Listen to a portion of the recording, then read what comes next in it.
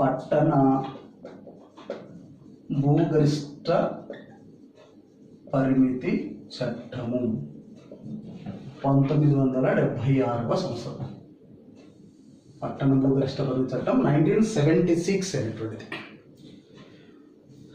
ఈ చట్టం ప్రకారము పట్టణాలను 4 రకాలు పేర్కొన్నాడు. ఏ గ్రేడ్ పట్టణము, బి గ్రేడ్ పట్టణము, సి గ్రేడ్ పట్టణము, డి గ్రేడ్ పట్టణం చెప్పి 4 రకాలుగా పేర్కొన్నాడు. ఏ గ్రేడ్ పట్టణం, బి గ్రేడ్ పట్టణం, సి గ్రేడ్ పట్టణం, డి గ్రేడ్ పట్టణం చెప్పి 4 రకాలుగా పేర్కొన్నారు.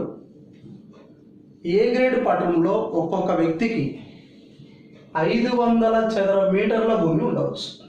అంతకంటే ఎక్కువ ఉంటే ప్రభుత్వము లాక్కుంటుంది. ప్రభుత్వానికి డిక్లరేషన్ సమర్పించాలి. చదరపు కిలోమీటర్లు కాదు బ్రదర్, చదరపు కిలోమీటర్లు అయితే చాలా ఎక్కువ అవుతుంది. చదరపు మీటర్ల భూమి. బి గ్రేడ్ పట్టణంలో 1000 చదరపు మీటర్లు, సి గ్రేడ్ పట్టణంలో 1500 చదరపు మీటర్ల భూమి, డి గ్రేడ్ పట్టణంలో 2000 చదరపు మీటర్ల భూమి ఉండాలి. ఇంతకంటే ఎక్కువ ఉన్నట్లయితే తప్పనిసరిగా ప్రభుత్వానికి డిక్లరేషన్ సమర్పించాలి.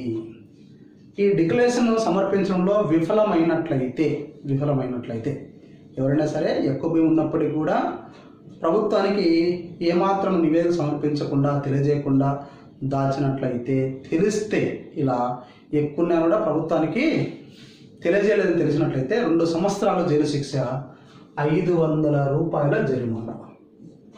2 సంవత్సరాల జైలు శిక్ష, 500 రూపాయల జరిమానా విధిస్తారు. ఒకసారి 2 కూడా విధించడానికి ఆస్కారం ఉంటుంది. కానీ ఇక్కడ జరిగినటువంటి సంఘటన ఏంటి అంటే,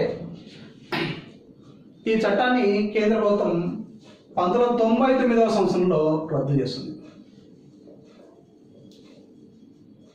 అదే మన స్టేట్లో అయితే 2007వ సంవత్సరంలో రాజశేఖర ప్రభుత్వం, కేంద్రము 1999వ సంవత్సరంలో, రాష్ట్రము 2007వ సంవత్సరంలో ఈ చట్టాన్ని పూర్తిగా రద్దు చేయడం జరిగింది.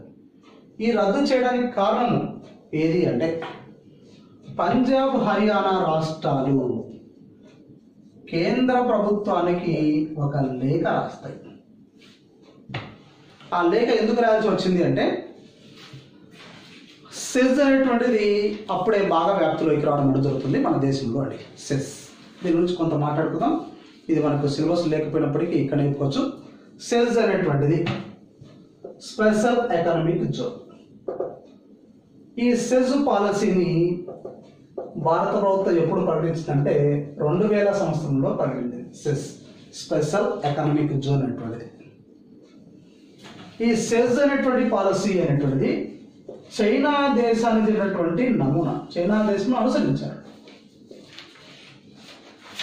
ఈ సెజ్ల కంటే ముందున్నటువంటిది ఈపీజెడ్, ఎక్స్పోర్ట్ ప్రాసెసింగ్ జోన్.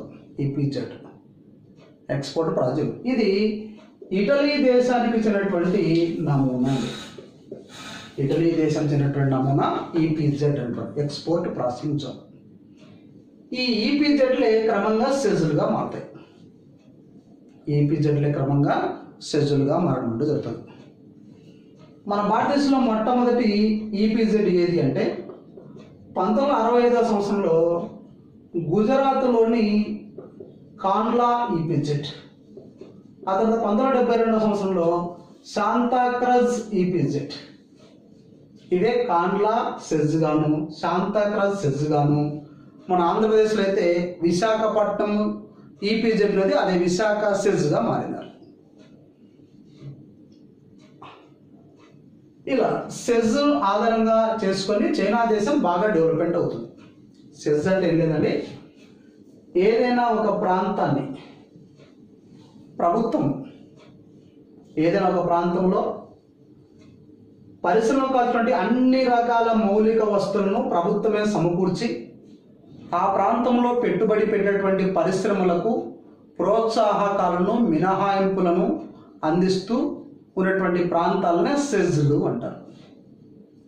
పన్ను మినహాయింపులు ఉంటాయి, దాంతోపాటు స్థలాన్ని కూడా లీజుకి ఇవ్వడం అంటూ జరుగుతుంది, అనేక సబ్సిడీలు కల్పించడం కూడా జరుగుతుంది, అనేక రాయితీలు ప్రకటించినటువంటి పారిశ్రామిక ప్రాంతాలనే సెజ్లు అంటారు. కానీ కేంద్ర ప్రభుత్వం ఎప్పుడు ప్రకటించిందంటే 2000 సంవత్సరంలో ప్రకటించింది. కానీ 1999వ సంవత్సరంలో పంజాబ్ హర్యానా రాష్ట్రాలు కేంద్ర ప్రభుత్వాన్ని ఒక లేఖ రాసి, అయ్యా నువ్వేదో సెజ్ అనే దాన్ని తీసుకొస్తున్నావు, ఆ సెజ్ను తీసుకురావాలి అంటే సెజ్ ప్రకారము భూములు సేకరించి పరిశ్రమకు ఇవ్వాలి అంటే మనకు 1976 భూగరిష్ట పరిమితి చట్టం చాలా అడ్డంకిగా ఉంది, దాన్ని రద్దు చేస్తే కానీ ఈ సెజ్లు కాల్చిన భూమిని సేకరించలేము అనేటువంటి అభిప్రాయాన్ని ఈ పంజాబ్ హర్యానా రాష్ట్రాలు తెలియజేస్తే కేంద్ర ప్రభుత్వం 99వ సంవత్సరంలో దాన్ని రద్దు చేస్తుంది. ఇక రాష్ట్ర ప్రభుత్వము 2007 సంవత్సరంలో దాన్ని రద్దు చేయడం అంటూ జరిగింది. అది ప్రస్తుతానికైతే లేదు అనే దాన్ని గుర్తుంచుకోవాలి. సరే, ఇక్కడే మనకు ఏపీ పారిశ్రామిక రంగంలో ఉన్నటువంటి అంశాలు చెప్పుకుందాం. ఇది గ్రూప్ 2లో వస్తుంది పూర్తిగా. మన ఆంధ్రప్రదేశ్లో మొత్తానికి 2017-18 ఆర్థిక సర్వే ప్రకారము సెజుల సంఖ్య 19 ఉన్నాయి బ్రదర్. ఎక్కువ సెజులు ఉన్నటువంటిది విశాఖపట్నం 7 సెజులు, అదే నెల్లూరులో 5 సెజులు ఉన్నాయి, తూర్పుగోదావరిలో 3 సెజులు ఉన్నాయి, అక్కడక్కడ ఒకటి ఉన్నాయి. కొన్ని ప్రాంతాల్లో కొన్ని జిల్లాల్లో సెజులే లేవు. అక్కడికి ఎగ్జాంపుల్ విజయనగరము, పశ్చిమ గోదావరి, గుంటూరు, నెల్లూరు, అనంతపురం, కర్నూలు, కడప. ఇక్కడ మనకు సెజ్లే మనకు కనపడదు. మొత్తానికి రాష్ట్రంలో సెజ్ల సంఖ్య 19. ఎక్కువ సెజ్లు ఉన్నటువంటిది వైజాగ్. ఆ తర్వాత నెక్స్ట్ ఎక్కువ ఉన్నటువంటిది నెల్లూరు. సార్ నెల్లూరు అనే కదా, ప్రకాశం కూడా ఉన్నటువంటి ఇక్కడ. తూర్పుగోదావరిలో 3 సెజ్లు ఉన్నాయి. ఇది మనకు పారిశ్రామిక రంగంలో కొంత చూసుకొని మనకు చిన్న తరహా పరిశ్రమలు, కుటీర పరిశ్రమలు మాత్రమే ఉన్నాయి. ఇక్కడ సెజ్ అని వచ్చింది కాబట్టి అది కూడా మనం కొంత కంప్లీట్ చేసుకోవడం ఉంటుంది. ఓకే, కాబట్టి ఆంధ్రప్రదేశ్లో పట్టణ భూగరిష్ట పరిమితి చట్టాన్ని 1976వ సంవత్సరంలో వేశారు. అది మనకు ఆంధ్రప్రదేశ్లో మొట్టమొదటి భూగరిష్ట పరిమితి చట్టాన్ని 1960లో వేశారు. ఆ తర్వాత ప్రస్తుతం అమలు ఉన్నటువంటి పట్టణ భూగరిష్ట పరిమితి చట్టము ఏది అంటే 1973 భూగరిష్ట పరిమితి చట్టం అని చెప్పుకోవచ్చు. 1961 అనేది మొదటిది, ప్రస్తుతం అమల్లో ఉన్నది 1973. పట్టణ భూగరిష్ట పరిమితి చట్టం 1976. నెక్స్ట్ ఎవరికి చెందని భూముల చట్టం 1974 అనేది. ఎవరికి చెందని భూముల చట్టం.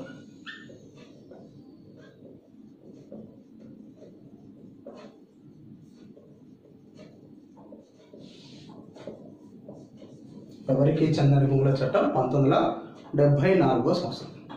ఎవరికి చెందకపోతే ఎవరికి చెందాలంటే ప్రభుత్వానికి చెందాలి. ఇక్కడ మనకు ఎటువంటి సంతానం లేకుండా ఉన్నటువంటి వ్యక్తులు తాము చనిపోవడానికంటే ముందుగా తమ బంధువుల పేరు మీద కానీ, స్నేహితుల పేరు మీద కానీ, లేదా ప్రభుత్వానికి కానీ, స్వచ్ఛంద సంస్థలకు కానీ తమ భూములను, తమ ఆస్తులను సమర్పించకుండా చనిపోయినట్టయితే అటువంటి భూములను ప్రభుత్వం స్వాధీనం చేసుకుంటుంది. అలా స్వాధీనం చేసుకోవడం చేసిన చట్టమే ఎవరికి చెందని భూముల చట్టం 1974. ఇక్కడ మనకు వారసులు లేకుండా మరణించిన వారి యొక్క ఆస్తులను ప్రభుత్వం స్వాధీనం చేసుకోవడాన్ని హెడ్సీడ్స్ అంటారు. వారసులు లేకుండా మరణించిన వారి ఆస్తులను ప్రభుత్వము స్వాధీనం చేసుకోవడాన్ని హెడ్సీడ్స్ అంటారు.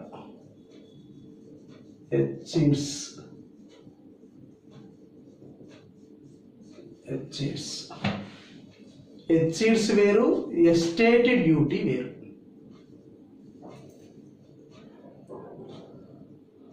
తమ ఆస్తులను తమ వారసులకు సంక్రమించేటప్పుడు విధించబడే పనినే ఎస్టేట్ డ్యూటీ అంటారు. ఇది లేదండి, ప్రస్తుతానికైతే లేదు.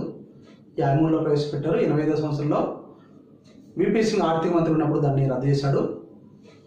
అంటే తమ ఆస్తులను తమ వారసులకు బదిలీ చేసేటప్పుడు విధించబడే పనిని ఎస్టేట్ డ్యూటీ అంటారు. వారసులు లేకుండా మరణించిన వారి యొక్క ఆస్తులను ప్రభుత్వం స్వాధీనం చేసుకోవడాన్ని ఎస్చీట్స్ అని చెప్పడం అంటూ జరుగుతుంది. నెక్స్ట్ భూ ఆక్రమణ చట్టము అండి. భూ ఆక్రమణ చట్టము 1982. ఇదే చట్టము బ్రిటిష్ వారి పరిపాలనా కాలంలో ఉండేది. దాన్ని భూ దురాక్రమణ చట్టము అంటారు.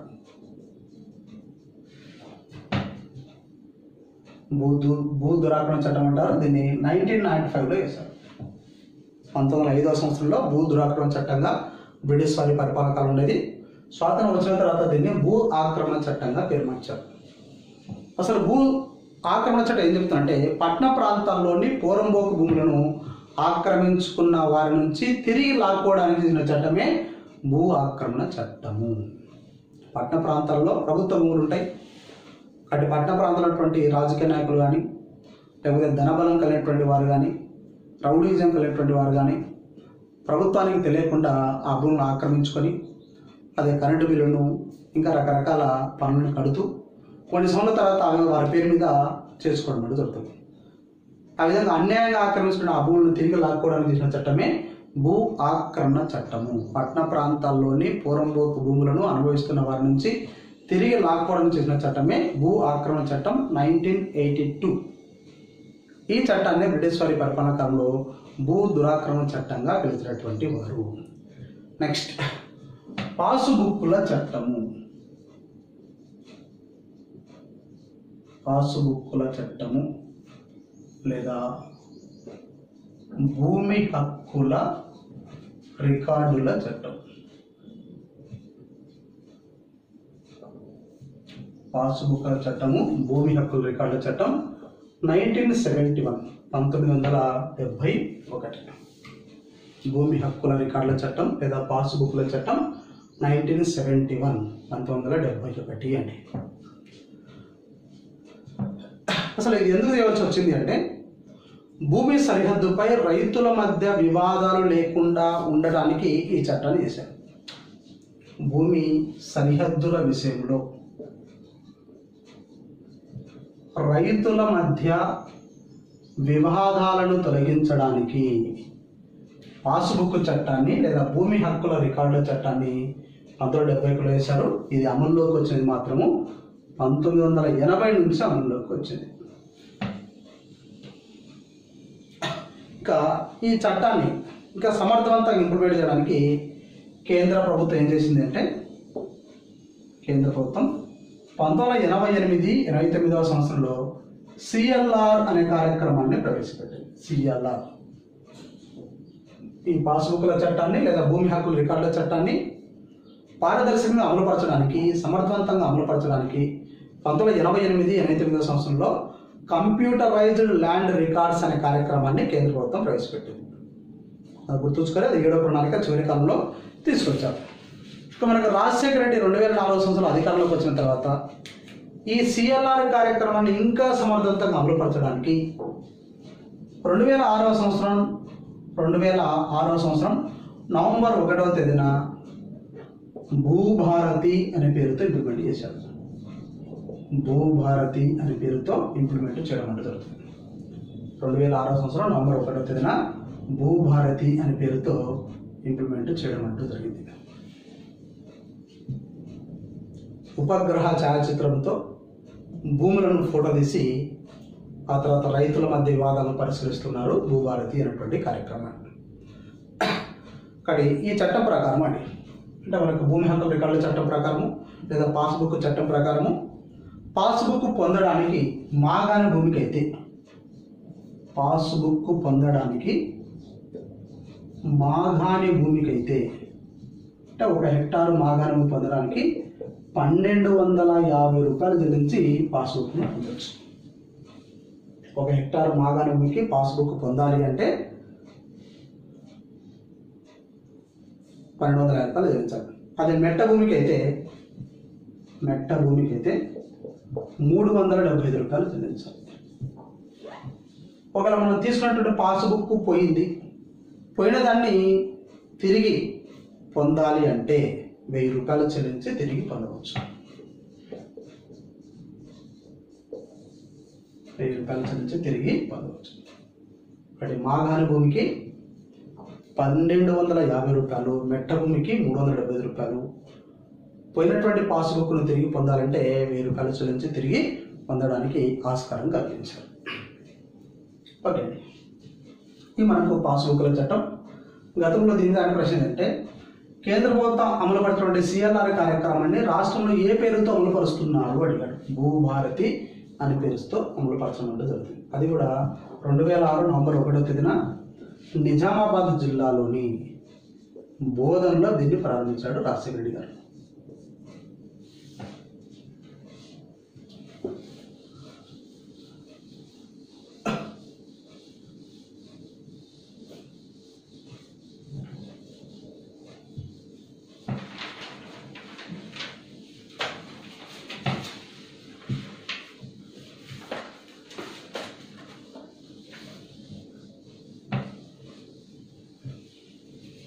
నెక్స్ట్, అసైన్డ్ భూముల చట్టం.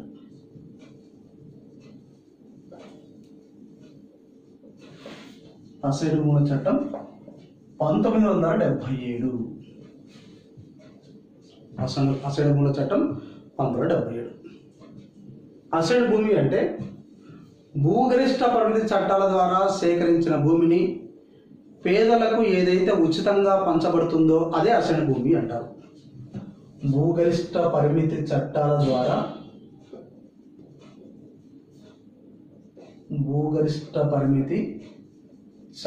ద్వారా సేకరించినటువంటి మిగులు భూమిలో పేదలకు ఉచితంగా పంచిన భూమినే అసైన్డ్ భూమి అంటారు. కాబట్టి అసైన్డ్ భూముల చట్టం ఎప్పుడు చేశారంటే 1977వ సంవత్సరంలో చేయడం అంటూ జరిగింది.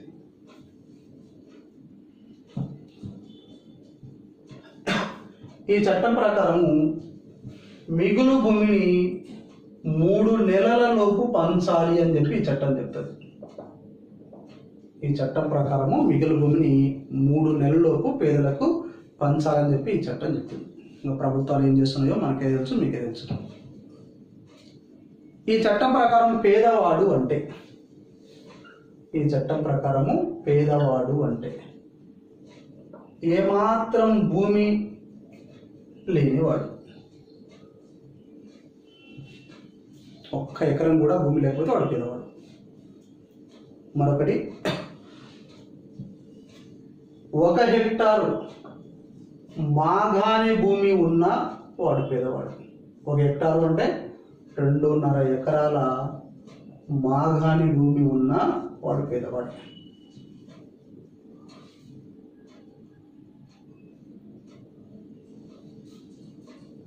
నెక్స్ట్, 2 హెక్టార్ల మెట్ట భూమి ఉన్న వాడు పేదవాడే. అంటే 5 ఎకరాల మెట్ట భూమి ఉన్న వాడు పేదవాడే. అటు చట్టం ప్రకారం పేదవాడు అంటే ఏమాత్రం భూమి లేకపోయినా వాడు పేదవాడే. 1 హెక్టారు మాగాణి భూమి లేదా 2.5 ఎకరాల మాగాణి భూమి ఉన్న వాడు పేదవాడే. ఈ చట్టం ప్రకారము 2 హెక్టార్ల మెట్ట భూమి, 5 ఎకరాల మెట్ట భూమి ఉన్న వాడు పేదవాడు అని చెప్పి ఈ చట్టం చెప్తుంది. ఈ చట్టం ప్రకారము ప్రభుత్వం నుంచి ఉచితంగా పొందినటువంటి అసైన్డ్ భూమిని పేదలు ఎంతకాలమైనా సరే వంశపారంపర్యంగా అనుభవించవచ్చు. ఈ చట్టం ప్రకారము ప్రభుత్వం నుంచి ఉచితంగా పొందినటువంటి అసైన్డ్ భూమిని తమ వారసుల వరకు ఎంతకాలమైనా సరే ఉచితంగా అనుభవించవచ్చు, ఎటువంటి అభ్యంతరం లేదు. కానీ ఈ భూమిని మరొకరికి అమ్మకూడదు, దానంగా ఇవ్వకూడదు, బహుమతిగా ఇవ్వకూడదు, తాకట్టు పెట్టకూడదు. అమ్మకూడదు, అల్లుడికి కూతురికి బహుమానంగా దాని రూపంలో ఇవ్వకూడదు, అదే ప్రైవేటు వ్యక్తుల వద్ద దీన్ని తాకట్టు పెట్టకూడదు. ధనిక వర్గాల ప్రజలు ఈ భూమిని కొనకూడదు.